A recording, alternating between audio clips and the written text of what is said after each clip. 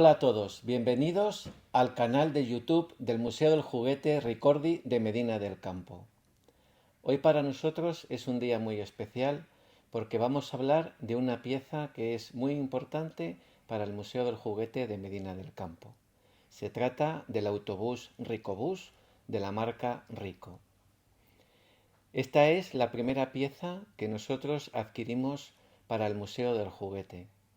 Nace de la manera como nacen las cosas a veces que surgen importantes y valiosas, de la manera más imprevista. Es un juguete que yo cuando era niño me hubiera gustado tener y por el precio que valía en aquel momento, que estamos hablando de los años 78-80, más o menos era un juguete que venía costando unas 5.500 pesetas, más o menos unos 35-36 euros que serían ahora. En aquel momento eso era una cantidad de dinero muy importante y en algunos de los casos era el sueldo que entraba en una casa, por lo que como podéis ver no cualquiera podía comprar un juguete y más por esa cantidad de dinero. Aparte había otro hándicap, que era la cantidad de juguetes que había producidos.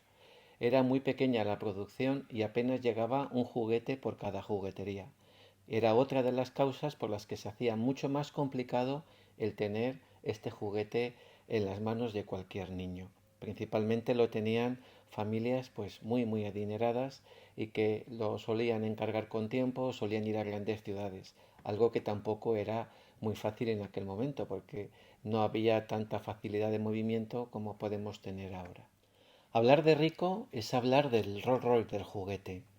Es la segunda marca de juguetes más importante que hay en España, después de Payá, de hermanos Payá. Eran trabajadores de la marca Payá. En su momento quisieron pertenecer al accionariado de Payá, pero como no llegaron a un acuerdo, decidieron hacer su propia marca. Y es, a mi modo de ver, incluso en algún momento es hasta más importante que la marca Payá. Es una marca que nace en los años más o menos 40, 50 y que su esplendor lo tiene principalmente a partir de los años 70, que es cuando sale este tipo de juguete, sale el Porsche, sale el Mercedes, sale el todoterreno, sale la caravana y algún juguete más que seguros muchos de vosotros conocéis.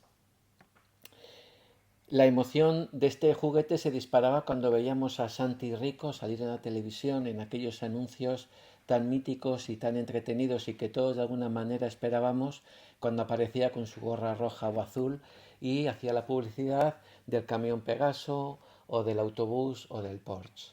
Todos los niños queríamos tener ese juguete. Todos decíamos aquello de me lo quedo. Íbamos a la juguetería a verlo en persona porque era el sueño de cualquier niño. No era fácil verlos tampoco. No solamente tenerlos, sino verlos. Llamaban la atención por dos razones. Primero, por su tamaño. Es un juguete que mide unos 70 centímetros, más o menos. Es totalmente de plástico, es bastante pesado, es un juguete que ocupa su espacio.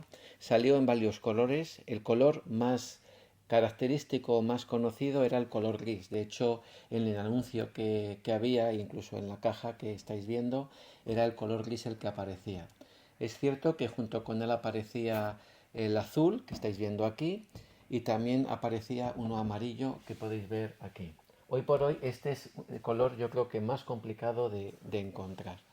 Le hay también en rojo, rojo metalizado, blanco. Después se hizo una edición especial que era el de la MT de Málaga, que es este que veis aquí arriba, que principalmente se hizo para trabajadores que se jubilaban y la MT se lo regalaba. Por lo tanto, estamos hablando de un juguete que nunca se llegó a comercializar, sino que se hizo para una marca. En algún caso ya pasó, en el caso del Rolls Royce de Rico, pasó con el del color rojo. Es un vehículo que no se comercializó, por lo tanto ahora entre los coleccionistas pues se complica a la hora de intentar conseguirlo, porque no salió a la venta. Y la otra causa que nos causaba pues, pues muchas ganas de tenerle era el que era un autobús que tenía luces, claxon, sonido y que después que era dirigido.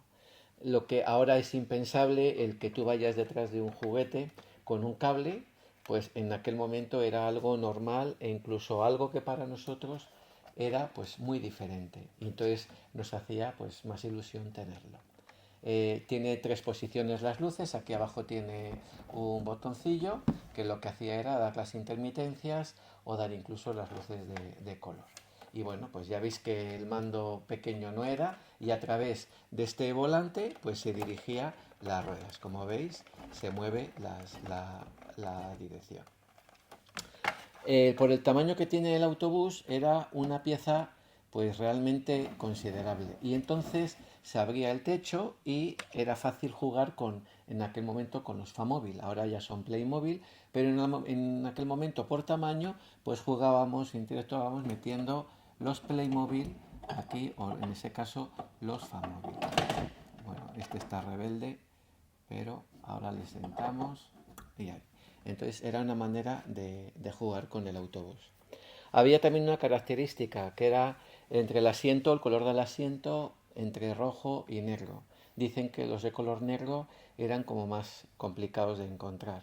En esto de los colores, después con vídeos que haremos más adelante os iremos explicando cómo funcionaba, porque muchas veces no era la intención propia de sacar ese color, sino era la bobina que en aquel momento tenían a la hora de producir. Entonces salía el color no tanto por el deseo del productor, sino porque era lo que en aquel momento tenían de stock. Como decía al principio, el autobús está completamente construido en plástico.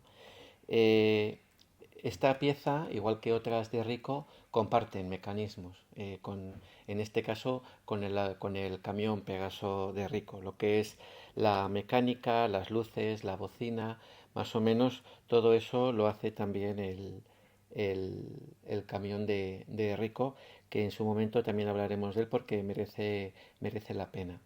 Resaltar que todas las funciones del autobús son conseguidas mediante circuitos electrónicos e ingenios mecánicos, tal como la leva adosada al eje trasero que abriendo y cerrando un circuito hace funcionar las intermitencias, que es el botoncito que antes os indicaba en la parte de aquí atrás. No hay nada absolutamente de electrónica, lo cual pues también aumenta su encanto y el valor del juguete por el ingenio que conlleva en su diseño. En conclusión, en lo que respecta a lo técnico, es una joya de finales de los años 70 que luce hoy en día tal y como se merece un juguete de su categoría, tanto por su historia como por los recuerdos que nos evoca.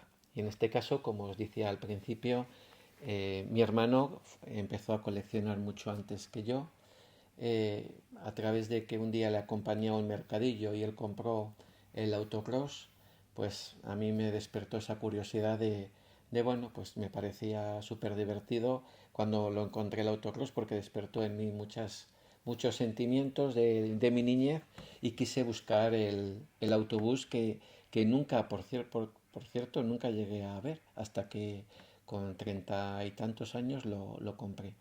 Y a raíz de ahí pues empezamos a ir adquiriendo piezas hasta que hemos llegado a las 14.000 piezas más o menos que hay en la colección del Museo Ricordi, expuestas hay en torno a 10.000 y pico, 10.500 más o menos habrá expuestas. Es el museo por tamaño más grande que hay en España, estamos hablando de unos 1.300 metros, son dos plantas. Es un museo de autor, no es un museo que se ha hecho por años o por piezas o por temas, sino es un museo de autor principalmente. Yo empecé con aquellas piezas que de niño conocíamos bien a través de televisión, bien que jugábamos con ellas o que simplemente las veíamos pues en las jugueterías de la época. En aquel momento no es como ahora, que tú en cualquier momento del año tienes una juguetería para ir. En aquel momento eran jugueterías accidentales. En mi caso, en mi pueblo, Cervera de Pisuerga, había tres establecimientos, que dos de ellos eran dos droguerías, Marisol y Ernestina, y el tercero era la tienda de chuches, que era el Zapa. Y los meses de noviembre y diciembre, pues se convertían principalmente en una tienda de juguetes. Y era donde los niños de mi pueblo, mis compañeros de colegio y yo, pues podíamos ir a ver algunos, porque no siempre veíamos todos. Los juguetes más bien les conocíamos a través de la televisión.